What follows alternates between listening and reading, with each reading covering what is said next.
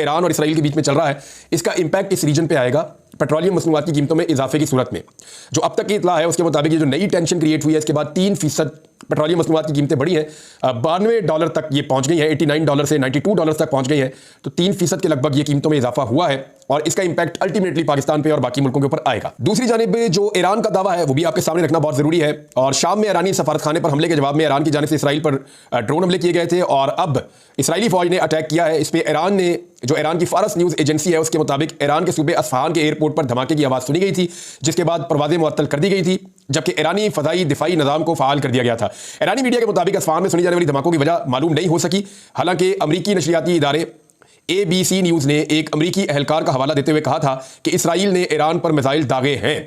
ईरानी सरकारी टेलीविजन के मुताबिक रात 12:30 पर अस्फहान के ऊपर 3 ड्रोन हमले किए गए और ईरानी फदाइया ने तीनों ड्रोन मार गिराए। ताहम अब सूरत कंट्रोल में है और मुअत्तल परवाजें बहाल कर दी गई हैं। यानी ये ईरान की जानिब से है कि हमारे ऊपर अटैक जरूर आया है लेकिन हमने उससे अपने आप को बचाया है। साथ ही वो कह रहे हैं कि हमारी जो जौहरी तनसीबात हैं, जो हमारे एटमी असासे हैं ईरान के, वो मुकम्मल तौर पर महफूज हैं। ईरानी जनरल जो है वो ये कह रहे हैं कि अस्फहान में किसी किस्म का कोई बड़ा नुकसान नहीं हुआ और कोई नुकसान ऐसा नहीं है जिसकी इतला मौजूद हो।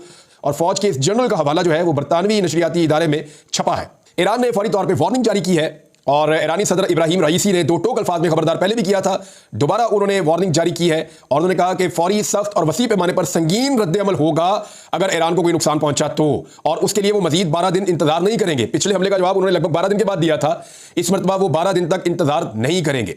ये जो इसराइल कर रहा है इससे मशरिक वस्ता के अंदर लड़ाई के फैल जाने का खतरा है। अगर